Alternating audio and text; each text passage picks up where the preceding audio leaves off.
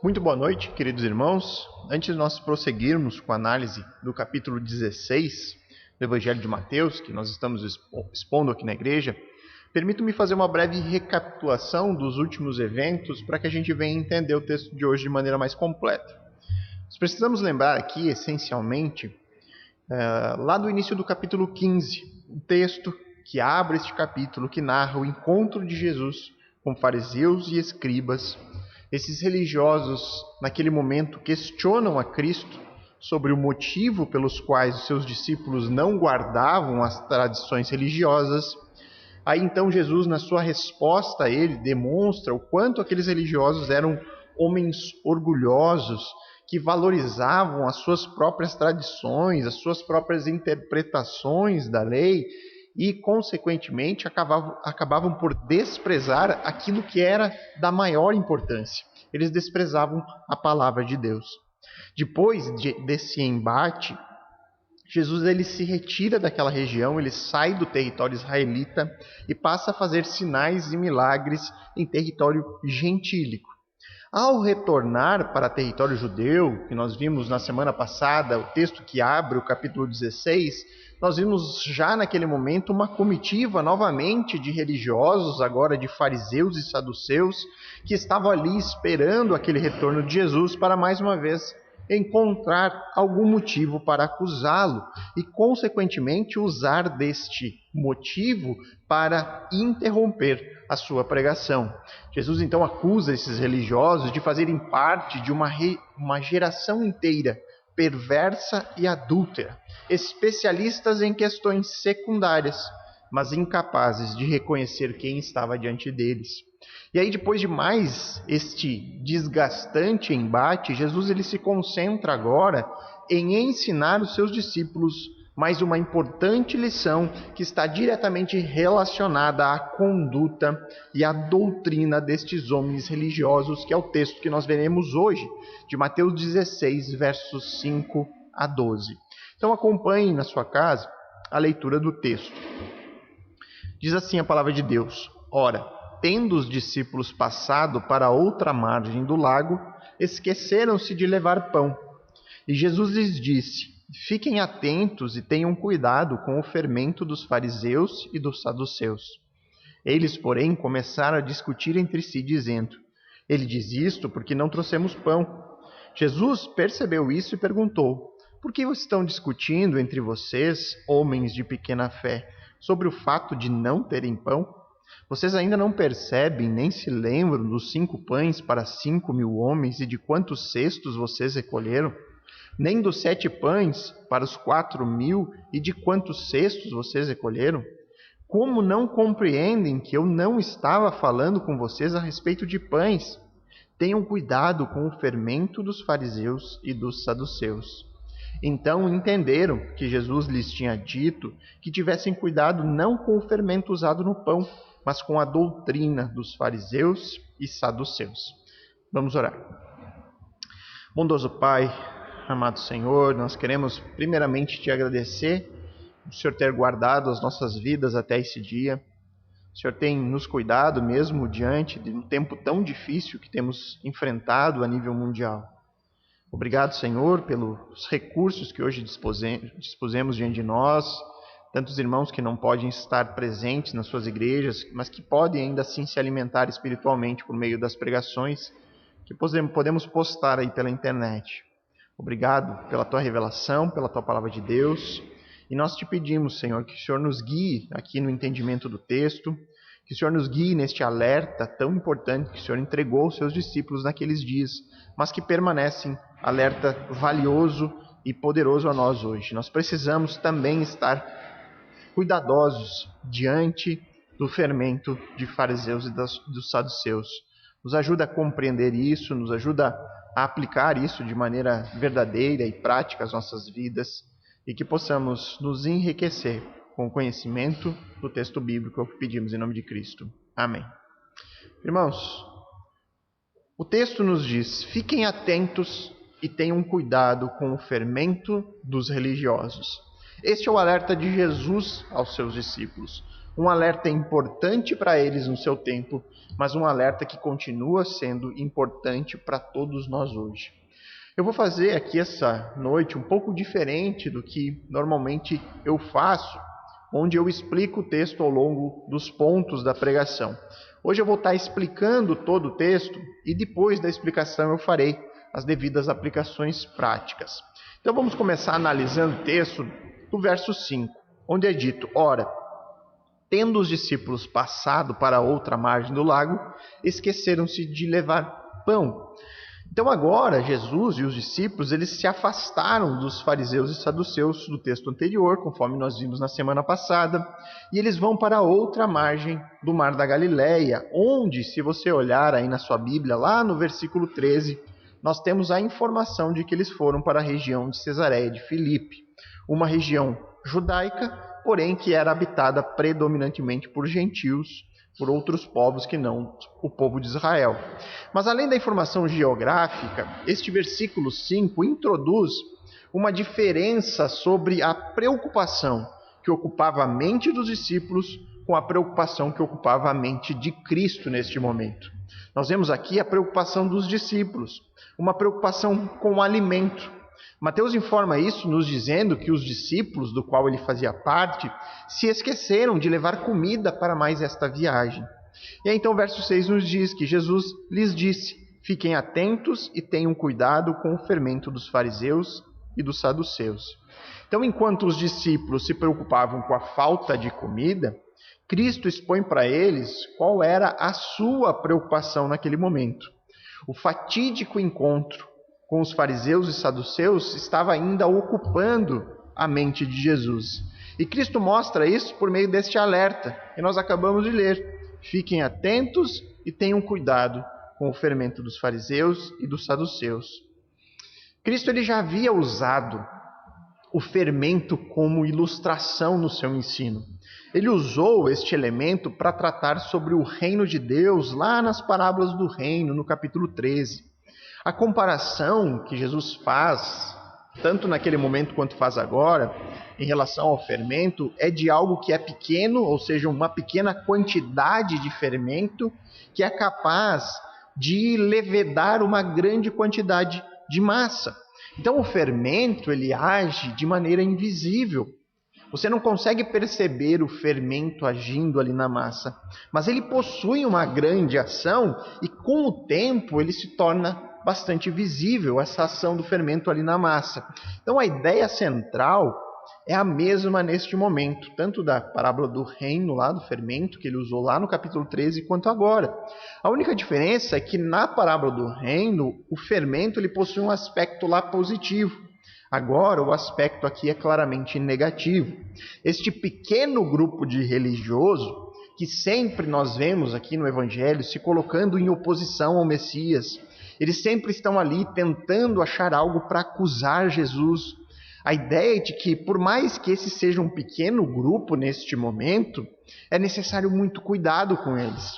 Porque este fermento dos religiosos, que neste momento da história pode parecer insignificante, né? Tamanha a um pequeno grupo que eles representavam diante das multidões que nós vemos sempre acompanhando Jesus. Então, nas multiplicações de alimentos, nós vemos 5.000 homens, além de mulheres e crianças, depois 4.000 homens, além de mulheres e crianças.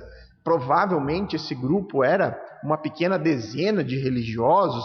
Então, pode parecer que aquele é um pequeno grupo insignificante, mas com o passar do tempo, este grupo, né, a sua doutrina, o seu ensino pode ter um efeito de longo alcance. Ele pode sim realizar um estrago bastante grande na comunidade inteira se não forem tomados os devidos cuidados.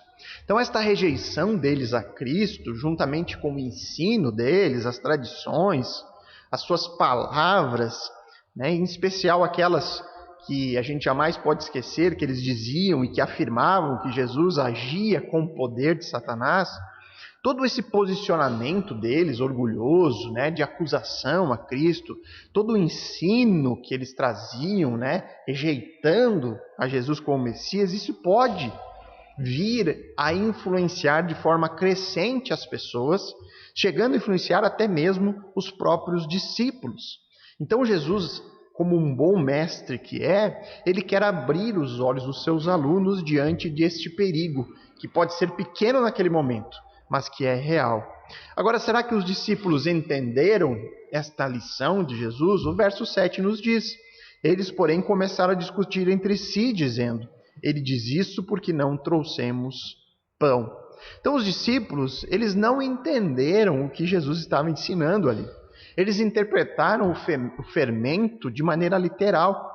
E por conta disso, eles ficaram ali discutindo entre si qual seria o significado desse alerta de Cristo. Na cabeça deles, eles pensaram: deve ser porque nós esquecemos do pão para a viagem, nós não trouxemos o pão, e o nosso rabi, o nosso mestre, não quer que a gente aceite nenhum tipo de alimento vindo dos religiosos. E esse tipo de conclusão deles, aqui no verso 7, só mostra, só reforça algo que nós temos visto aqui também. Que até mesmo para os discípulos havia uma dificuldade em compreender o significado mais profundo dos ensinos de Cristo. E aí Jesus, percebendo isso, nos versos 8 a 11, ele diz: por que estão discutindo entre vocês, homens de pequena fé, sobre o fato de não terem pão? Vocês ainda não perceberam, nem se lembram dos 5 pães para 5.000 homens? E de quantos cestos vocês recolheram? Nem dos 7 pães para 4.000, e de quantos cestos vocês recolheram? Como não compreendem que eu não estava falando com vocês a respeito de pães? Tenham cuidado com o fermento dos fariseus e saduceus. Então Jesus, percebendo a confusão que pairava ali no pensamento dos discípulos, ele intervém. A própria preocupação dos discípulos sobre como eles conseguiriam um alimento para a viagem demonstra que a acusação aqui que Jesus faz inicialmente é verdadeira. De fato, eles são homens de pequena fé. E eu já tratei sobre esta expressão, homens de pequena fé, em outras pregações, mas sempre é bom nós relembrarmos o significado correto disso. O que significa uma pessoa de pouca fé? Os discípulos, eles eram definitivamente homens de fé. Eles depositavam a sua confiança no lugar certo, em Jesus Cristo. Eles confiavam que Jesus é o Messias prometido por Deus, o libertador dos homens, o Salvador. Porém, esta fé que neste momento eles depositavam no lugar certo era uma fé pequena. E seria pequena porque eles confiavam pouco? Não. Uma fé pequena, ela tem o sentido de uma fé que ainda não é madura. Ainda não está completamente desenvolvida. E isso fica claro na dificuldade que os discípulos tinham em compreender os ensinos de Jesus e de entender de maneira mais plena quem estava diante deles. Jesus, ele vai argumentar exatamente sobre isso. Ele diz, mais ou menos aqui, parafraseando: vocês estão aí preocupados com comida? Pensando só sobre o pão que não trouxeram para a viagem? Será que vocês ainda não viram tudo aquilo que eu já fiz? Vocês não lembram dos milagres que vocês acabaram de participar? Então, como que vocês podem ainda estar falando de pão? Como podem ainda estar preocupados com comida? Jesus demonstra a sua preocupação com eles, porque se eles permanecessem assim, neste estado de dúvida constante, eles estariam muito mais próximos de uma atitude como a dos fariseus e dos saduceus do que discípulos semelhantes ao seu mestre, discípulos semelhantes a Jesus. Até porque discutir sobre comida, depois de tudo aquilo que eles tinham vivenciado na prática, isto é, sim, um certo sinal de incredulidade. É um sinal de que ainda não existe dentro deles uma compreensão completa de quem Cristo é. E como foi falado na pregação da semana passada, os muitos milagres realizados por Jesus, as muitas evidências apresentadas por ele, elas não são capazes de por si só converter uma pessoa. A prova disso é que estes religiosos e toda uma geração crucifica Jesus. Só que por outro lado, irmãos, uma pessoa que tem fé, uma pessoa que confia em Jesus e confia naquilo que Cristo afirma sobre ele mesmo, que ele é o Messias que veio do céu, Esta pessoa que crê nisso, ela precisa perceber e se maravilhar com a relevância dos milagres, com a relevância das evidências. E esta é a preocupação de Jesus para com eles. Se vocês têm fé, por mais pequena que seja esta fé, chegou a hora de vocês entenderem a relevância das minhas obras. Está na hora de vocês amadurecerem. Portanto, cuidado, porque do contrário, vocês se tornarão presas fáceis, alvo fácil para o fermento religioso que traz apenas dúvida e rejeição sobre quem eu sou. E aí então, Jesus, ao invés de mastigar todo o ensino, mais ou menos como eu estou fazendo aqui, ao invés dele explicar palavra a palavra, detalhar aquilo que ele queria dizer sobre o fermento dos fariseus e saduceus, Jesus apenas repete aquilo que ele já havia dito. Tenham cuidado com o fermento dos fariseus e saduceus. E desta forma, Cristo ele pretendia fazer os discípulos pensar mais um pouco sobre o assunto. Queria fazer eles refletir e buscar por eles mesmos a resposta. E com isso, em consequência a essa meditação, eles virem a amadurecer. E aí o verso 12 encerra: então entenderam que Jesus lhes tinha dito que tivessem cuidado, não com o fermento usado no pão, mas com a doutrina dos fariseus e saduceus.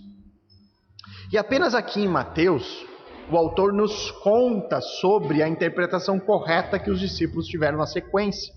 Marcos, no seu evangelho, ele omite essa informação. E ainda bem que Mateus aqui relatou isso, porque é importante saber que, por fim, os discípulos ali compreenderam o ensino depois da repreensão feita pelo Senhor. Então, tendo explicado aqui todo o texto, eu quero aprofundar neste alerta que Jesus entregou. Tenham cuidado com o fermento dos fariseus e saduceus. Tenham cuidado com a doutrina, com o ensino desses religiosos. Tenham cuidado com esse tipo de mentalidade. Se você tem acompanhado as exposições aqui em Mateus, ou se você já leu o Evangelho de Mateus alguma vez, você já está, de certa forma, familiarizado com estes homens, com os fariseus, com os saduceus, com os escribas, familiarizados com o proceder destes religiosos, com as características que eles tinham, o seu orgulho, as suas palavras de acusação, muitas vezes, em relação a Cristo. E aí nós podemos pensar que, hoje em dia, nós não temos mais que lidar com fariseus e saduceus, nós não convivemos com esta classe de religiosos. Entretanto, é possível dizer que o ensino desses religiosos ele sobreviveu ao tempo. Existe sim um fantasma destes homens vivendo até os nossos dias. O alerta de Cristo, portanto, permanece um alerta atual, um alerta para todos nós. E eu quero destacar aqui duas características deste grupo de religiosos, das quais nós temos que ter o máximo de cuidado.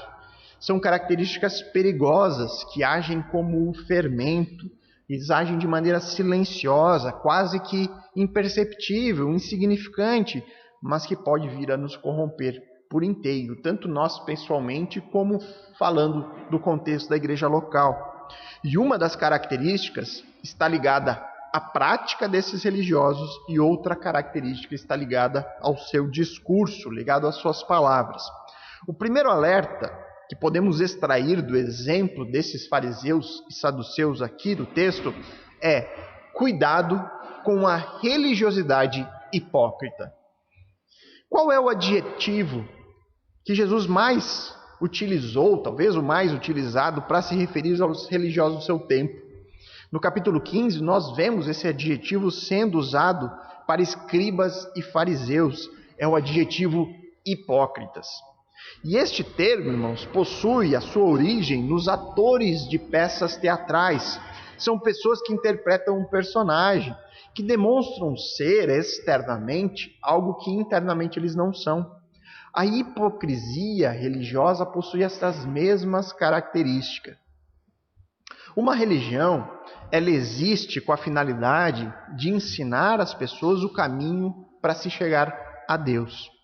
A religião, ela promete algum tipo de redenção e de sentido para a vida. Uma religião que promete algo irreal, promete reconectar a pessoa a um ser divino, porém não o faz, é uma religião hipócrita. E, consequentemente, todas as suas doutrinas e práticas, toda a sua religiosidade envolvida é igualmente hipócrita. Quando Jesus alerta os seus discípulos para que eles tenham cuidado com o fermento dos fariseus e saduceus, ele está fazendo um alerta em relação a tudo aquilo que este grupo de religioso representa. São líderes de um sistema religioso que era incapaz de fazer aquilo que eles prometiam. Nós não podemos jamais esquecer que essa elite religiosa judaica, ela esperava e anunciava a esperança messiânica, a esperança de que viria de Israel e para Israel um libertador. Eles anunciavam esta esperança no mesmo momento em que rejeitavam o verdadeiro Messias que veio do céu. E qual é a principal característica desse tipo de religiosidade? Que promete por um libertador, mas que rejeita o verdadeiro libertador. Uma religiosidade que não cumpre aquilo que promete. A principal característica é que ela acaba se tornando uma religiosidade externa, de aparência. É com este tipo de religião e de religiosidade que nós devemos ter muito cuidado. Vejam, irmãos, o alerta de Jesus é para os seus próprios discípulos. Havia ali neles uma certa admiração por aqueles líderes religiosos. Nós vimos isso, nós podemos provar isso pela preocupação deles com a reação dos fariseus e dos escribas lá no capítulo 15, verso 12, onde depois de Cristo chamá-los de hipócritas, os discípulos se aproximaram e se mostraram preocupados. Eles disseram para Jesus: sabia que os fariseus, ouvindo o que o Senhor disse, ficaram escandalizados? E aqui nós também devemos ter cuidado, irmãos, porque nós podemos igualmente desenvolver uma admiração por aquilo que vemos externamente. Nós podemos ficar encantados com alguma forma externa de religiosidade, uma forma aparente, como sendo algo a se valorizar. Portanto, este alerta serve sim para todos nós hoje. Cuidado com a religiosidade hipócrita, aparente, que só se preocupa com o exterior. E aqui eu vou repetir mais uma vez: uma religião ou religiosidade hipócrita é aquela que não cumpre com o seu propósito de nos ligar a Deus. E por não fazer isso, ela vai acabar quase que inevitavelmente por valorizar, por enfatizar, por colocar toda a sua força em modificar as aparências. A Bíblia, ela ensina que o motivo pelo qual nós não podemos estar ligados ao nosso Criador é apenas um: o pecado, a transgressão, o não atingir o padrão santo de Deus. E isso precisa ser resolvido para que possamos ser perdoados e aí então ter acesso eterno ao Senhor. Então a verdadeira religião, ela providencia o caminho para resolver este problema, um problema do qual nós somos incapazes de resolver sozinhos. O caminho, como nós temos visto e aprendido pela Bíblia, é apenas um: confiar na obra redentora do Messias.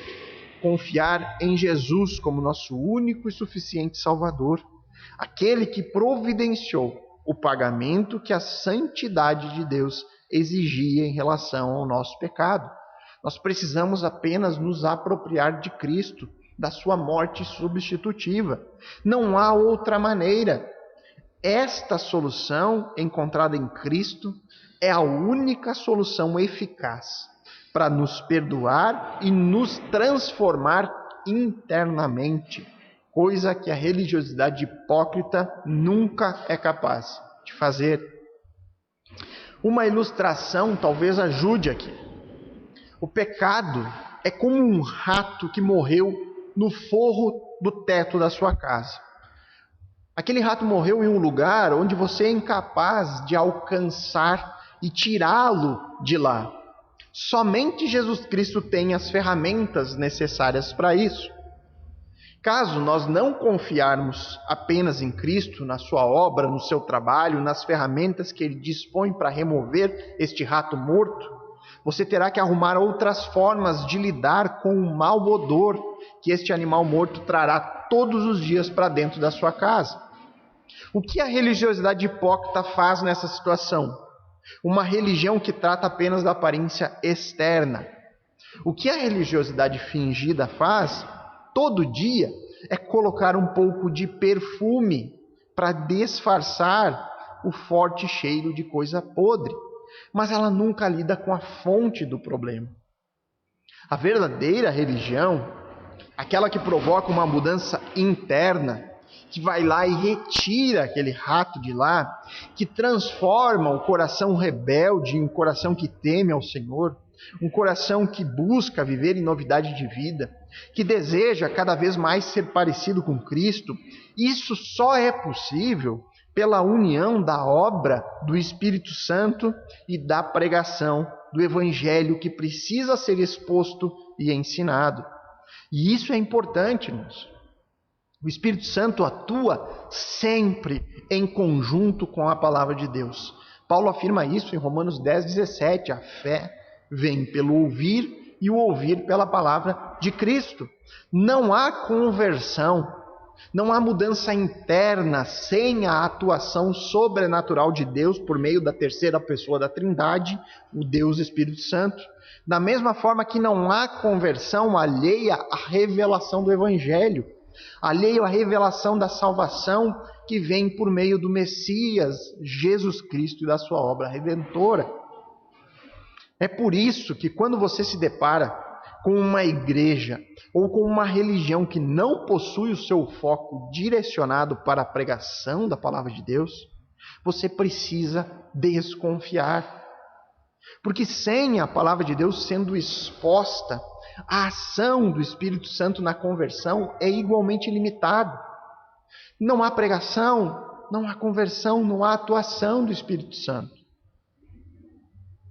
E quando não existe esta transformação interna que é gerada por Deus no coração humano, o que nós veremos, quase que como substituindo isso na falsa religião, é a tentativa de suprir a transformação interna pela transformação externa. Quando não existe ênfase na exposição do texto bíblico, você terá então uma ênfase em rituais externos, uma ênfase na criação de regras e de tradições que precisam ser seguidas, e que se forem seguidas é sinal que você é alguém salvo. Há uma ênfase na maneira, uma mudança na maneira de falar, mas isso não ocorre como fruto de um coração que foi transformado e impactado pelo Evangelho. É só para demonstrar externamente que este grupo possui um vocabulário próprio. Isso faz com que essas pessoas se reconheçam entre si. É muito parecido com qualquer outro tipo de grupo por afinidade. Surfistas, o pessoal que trabalha com bolsa de valores, o pessoal que trabalha com moda, jogador de futebol, o pessoal que gosta de jogar videogame, todos esses grupos que são unidos por afinidades, eles possuem as suas características próprias. Você tem lá a maneira de se vestir, a maneira de se comportar, certos rituais que eles fazem, os próprios termos, o vocabulário, a maneira de falar é peculiar. E além disso, quando nós lidamos com uma religiosidade que é aparente, que é externa, que é hipócrita, você notará que na falsa religião, e aqui especialmente analisando o contexto evangélico dos nossos dias, existe uma ênfase bastante grande na experiências emocionais. E isso ocorre, irmãos, porque se não existe a experiência da verdadeira conversão, e como não existe a ação do Espírito Santo atuando diretamente no coração, é necessário criar um outro tipo de experiência que demonstre que algo diferente da vida normal aconteceu na vida daquela pessoa e que isso vai levar ela a acreditar que ela teve um encontro com o divino naquele lugar. Então eles encontram esse tipo de experiência que traz ali uma satisfação para o emocional por outros caminhos. Então eles criam seus amuletos, que passam a ser guardados como relíquias queridas. Esses amuletos ali dão uma suposta proteção, são supostas bênçãos. Em outros lugares vocês vão ver uma ênfase muito grande na musicalidade. Então eles pegam letras comoventes, melodias que trazem emoção, fazem isso por meio de teatro hipócrita mesmo. Você vê pessoas ali que assumem papéis, alguns possuem supostos dons espirituais, dons sobrenaturais, mas que jamais são de fato comprovados na prática. Tudo isso para criar uma atmosfera, um envolvimento de cunho emocional, para trazer a impressão de que algo diferente aconteceu, e esse algo diferente foi produzido por Deus neles. Mas, irmãos, a vida cristã, a vida do discípulo de Cristo, na grande maioria das vezes, você percebe isso pela Bíblia e pela história da igreja. Ela é uma vida simples, é uma vida ordinária. Nós convivemos, basicamente, como cristãos, com as nossas lutas diárias contra o pecado. Nós convivemos constantemente com o sofrimento na nossa vida. Os cristãos normalmente são trabalhadores dedicados, pais de famílias que se empenham em ensinar os seus filhos. Você tem os filhos cristãos que lutam para honrar e obedecer os seus pais. O verdadeiro cristão é aquela pessoa que se alegra com uma congregação igualmente simples e ordinária, que não fica esperando por show ou por encontros místicos ou emocionais, porque o que eles se contentam é com o verdadeiro alimento, o alimento sólido da pregação da palavra de Deus. Mas mesmo com uma vida simples, os cristãos são plenamente contentes e alegres, porque há dentro deles a atuação sobrenatural do Espírito Santo. E isso lhes traz uma firme certeza, uma firme esperança de que eles estão ligados ao Criador por meio de Cristo. Eles possuem a promessa da redenção do corpo. Sabem de que um dia eles viverão eternamente na presença do seu Salvador. Eles podem não saber quando, mas sabem que isso é certo, isso é suficiente, isso basta, isso sustenta mesmo em tempos de dor e de tristeza. E este deve ser o nosso alvo. Nós devemos ter cuidado com a religiosidade hipócrita, aquela que trata apenas com a aparência exterior, mas que é incapaz de nos providenciar a cura para o nosso próprio pecado. O segundo alerta que nós podemos extrair do exemplo desses fariseus e saduceus é: cuidado com a rejeição ao Messias. Este segundo alerta, ele não deixa de ser uma consequência direta do alerta anterior, mas ele é também a principal característica destes religiosos neste momento. São homens que se colocam em oposição a Cristo, homens que rejeitam o Messias e que influenciam as pessoas ao seu redor, impondo sobre eles dúvidas e o mesmo sentimento de oposição. Nós não podemos esquecer de novo, que o Messias era anunciado por esses homens. O Messias era esperado por eles. Os seus ensinamentos continham essa esperança messiânica. Só que o Messias que eles pregavam, o Messias que eles esperavam, não era Jesus Cristo de Nazaré.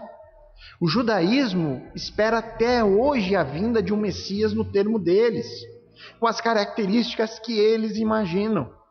E é aqui que se encaixa o alerta de Jesus. Cuidado com o fermento dos fariseus e saduceus. Cuidado com o posicionamento deles sobre o Messias. Cuidado com esses falsos cristos que muitos esperam. Este alerta era tão importante que no desenrolar da história, que nós veremos aqui conforme progredirmos na exposição deste evangelho, esses religiosos eles conseguiram convencer grande parte do povo judeu a rejeitar Jesus e a clamar pela sua morte. Este alerta continua sendo importante para nós hoje. Existe uma semelhança muito grande entre o tempo de Jesus, onde havia uma expectativa sobre falsos messias, e para nós hoje, onde há várias expectativas sobre falsos cristos, falsos tipos de Jesus. Da mesma forma que apenas um único Messias podia salvar o povo judeu, o Messias, aquele que veio do céu, apenas um único Jesus pode nos salvar hoje, que é o Jesus das Escrituras, da revelação. E por mais que todas as pessoas dentro do nosso contexto, dentro da realidade do nosso país, conheçam Cristo, já tenham ouvido falar de Jesus, sabem ao menos a história básica sobre ele, poucos são os que de fato o conhecem. A triste realidade a ser constatada é que o mundo não conhece a Cristo, o Salvador dos homens, o Jesus das Escrituras. Por mais incrível que esta afirmação possa parecer, a verdade é que o mundo não sabe quem Jesus é. Há diversos tipos de Jesuses por aí. Você tem o Jesus histórico, o Jesus mestre de moral, o Jesus criado pelos anjos, ou criado como os anjos, o Jesus inventado por pessoas há muito tempo atrás. Mas poucos são os que creem no Jesus Deus-homem. Poucos acreditam no Jesus bíblico, o Deus que se fez carne. O mundo também não sabe por que Jesus veio ao mundo. O mundo não sabe sobre a necessidade de Deus ter se feito carne. O mundo desconhece o sentido de nós, crentes, comemorarmos com tanta alegria o incrível milagre do nascimento de Jesus no Natal. O mundo não sabe por que Cristo morreu na cruz. O mundo não sabe o motivo pelo qual Jesus se entregou, foi morto e sequer revidou ou tentou salvar a sua própria vida. O mundo não sabe o motivo pelo qual Jesus, pendurado no madeiro, bradou: está consumado. E talvez nem mesmo muitos daqueles que se dizem crentes, cristãos, saibam os motivos para tudo isso. Portanto, nós devemos ter cuidado com este espírito mundano de rejeição e de falta de interesse no Messias. Nós devemos ter cuidado com todo falso Jesus que é apresentado, muitos sendo oferecidos pelos púlpitos do nosso país. Devemos crer apenas no Jesus que é apresentado na palavra de Deus. Nós devemos nos interessar por ele e devemos nos interessar pela palavra, que é a única fonte completamente confiável sobre Cristo. Mas além disso, irmãos, é preciso ter um cuidado ainda mais profundo do que somente rejeitar falsos Jesuses que são pregados por aí. Nós devemos entender que nós vivemos em um mundo que jaz no maligno, um mundo que se opõe não apenas à pessoa de Jesus, mas também a todo o ensino que vem dele e que vem da palavra de Deus. Não é por acaso que nós vivemos constantes ataques à família tradicional do padrão judaico-cristão. Não é por acaso que existam tantas expressões de desprezo ao ser humano, como machismo, feminismo, racismo, práticas que desprezam e que não consideram o que a Bíblia revela sobre o valor humano. ou sobre a verdade de que todos nós descendemos de um mesmo ancestral comum, Adão e posteriormente Noé. Pessoas que não entendem que homem e mulher foram feitos ambos à imagem e semelhança de Deus, e é isso que traz valor ao ser humano. Nós vivemos um mundo que prega constantemente contra todo o princípio bíblico. Homossexualismo, normal. Relacionamento sexual antes do casamento, mas é claro, como não? Homens afeminados e mulheres masculinizadas, muitas atuando como líderes dos seus próprios lares, deixa de ser antiquado, deixa de ser patriarcal. Todas essas práticas anticristãs vêm sendo vendidas de maneira descarada e como parte do nosso progresso evolutivo. Nós estamos progredindo como seres humanos. Mas não é só isso. Nós também temos que ter cuidado com as sementes que são plantadas de maneira sutil. Sementes que oferecem ali, no seu ensino, que pode ser agradável aos olhos, bonitos, mas que oferece uma falsa redenção para a humanidade, uma redenção que não é encontrada exclusivamente em Jesus, porque essa é a única redenção que pode acontecer. O marxismo é um ótimo exemplo, o exemplo atual disso. Ele oferece o Estado como a única esperança, aquele que pode promover a justiça necessária e a igualdade entre todos. Esse tipo de coisa, irmãos, esse tipo de pensamento, ele tem lá na sua origem, lá no início, a rejeição à palavra de Deus, a rejeição a Cristo como única forma de redenção para a humanidade. E é assustador, irmãos, nestes dias que nós temos vivido de pandemia, ver algumas pessoas concordando, por exemplo, com a força do Estado sendo usada para prender pessoas que simplesmente estão andando na rua em alguns lugares do nosso país. É assustador ver como as pessoas não se incomodam ou não estão se incomodando com atitudes autoritárias que têm como objetivo destruir as liberdades individuais. E eles fazem isso com a desculpa de que é para o bem comum. E nós precisamos estar atentos a isso. Hoje mesmo, muitas igrejas estão proibidas de abrir por causa da pandemia. Mas amanhã, irmãos, ela pode estar sendo proibida de abrir por propagar discursos de ódio. Mas tudo isso, como dizem alguns, é para o bem comum. Os judeus, pelo bem comum, eles crucificaram a Cristo. Em favor da ordem e do bom relacionamento com o Império Romano, eles crucificaram a Jesus Cristo de Nazaré, mesmo com Pilatos não tendo achado nada que justificasse a sua condenação. Nós devemos ter cuidado em não rejeitar o verdadeiro Messias, em não rejeitar a palavra de Deus e tudo aquilo, todos os princípios e todos os valores que o Senhor mais ama e valoriza. Nós devemos ter muito cuidado.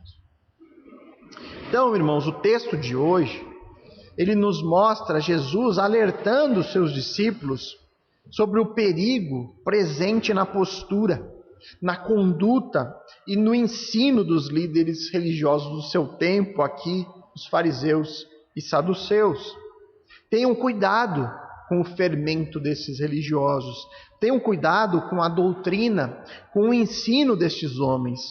E este é um alerta a respeito da hipocrisia religiosa e da rejeição a Cristo como Messias, o libertador prometido, o único capaz de salvar os homens. Nós devemos aqui nos apropriar deste alerta, porque em nossos dias o fantasma do farisaísmo, o fantasma do ensino desses religiosos hipócritas, ele continua presente.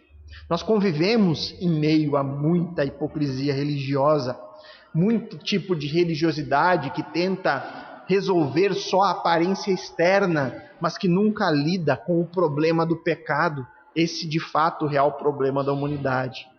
E principalmente nós vivemos em um mundo que rejeita Cristo como seu salvador pessoal, da mesma forma que esses religiosos rejeitavam lá no tempo de Jesus.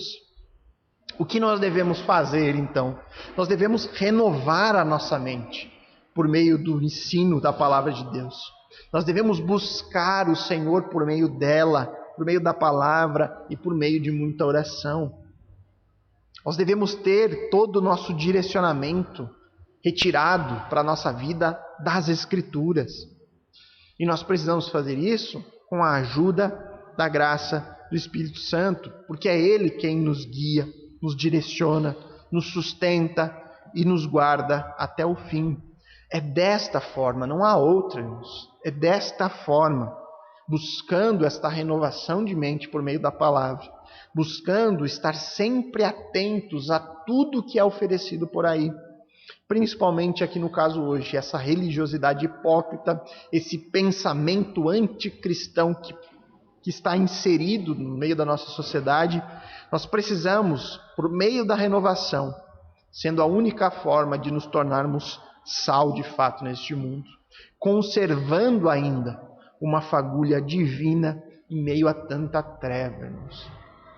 Nós precisamos ser aquela voz dissonante, aquela voz que vai para as Escrituras e confronta o posicionamento que é dado como normal na nossa sociedade, posicionamentos contra a família, posicionamento contra tudo aquilo que Deus ama e valoriza, posicionamentos contra o valor do ser humano. Enfim, se nós não fizermos isso, se nós não nos empenharmos em aprender, em estudar as Escrituras com dedicação e oração, uma coisa é certa: é certo que nós seremos presas fáceis para o mal que vive ao derredor. O mundo que possui o espírito do anticristo e que está sempre pronto para nos devorar. Portanto, tenham cuidado, irmãos. Tenham cuidado com o fermento da religiosidade hipócrita que lida apenas com o exterior. E cuidado com a mentalidade anticristã que rejeita Cristo como Salvador, que rejeita a palavra como verdade absoluta, que rejeita a redenção do homem unicamente em Cristo e que tem tomado o mundo ao nosso redor. Que Deus nos ajude e nos guarde até o fim. Vamos orar. Amado Pai, bondoso Deus, te agradecemos pela palavra que foi lida, explicada aqui essa noite, Senhor. Este alerta que Tu entregou aos Teus discípulos no seu tempo, um alerta de cuidado com o ensino, com as doutrinas, com o tipo de pensamento que vinha dos religiosos do seu tempo, uma religiosidade hipócrita que lida apenas com aquilo que é externo, com as aparências, que se orgulha nos seus próprios feitos e nas suas próprias tradições, mas que é incapaz de lidar com o nosso verdadeiro problema, é incapaz de lidar com o pecado do nosso coração. Pai, que a gente possa encontrar em Cristo a verdadeira religiosidade, porque é o único caminho que de fato nos liga a Deus. É o perdão, a obra que foi oferecida por Cristo na cruz do Calvário. Que possamos nos apropriar disso e sermos transformados pelo Evangelho por meio da ação do Espírito Santo, aplicando a salvação de Cristo a nós.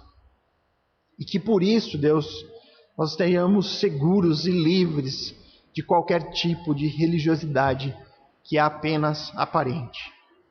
Que o Senhor também nos ajude a lutar contra este pensamento que pondera no mundo em que vivemos, pensamento anticristão, anti-Jesus, anti a palavra de Deus. Que a gente busque nas Escrituras toda orientação, todo princípio que nós precisamos para essa vida, e que possamos através delas sermos realmente baluartes da verdade, portadores da mensagem verdadeira. Em um mundo que coloca toda a verdade como relativa, onde é tão normal mentir sobre qualquer assunto, que possamos ser defensores da verdade. E principalmente que cumpramos com o papel de sermos sal neste mundo, conservando, Senhor, os teus princípios, conservando tudo aquilo que o Senhor valoriza, em especial a família e a igreja local. Nos ajuda, Senhor, porque sabemos que somos poucos, porém nós temos a confiança de que temos o Senhor ao nosso lado. Obrigado, Pai, por confiarmos em Ti, na Tua obra e na Tua palavra. É o que nós oramos em nome de Cristo. Amém.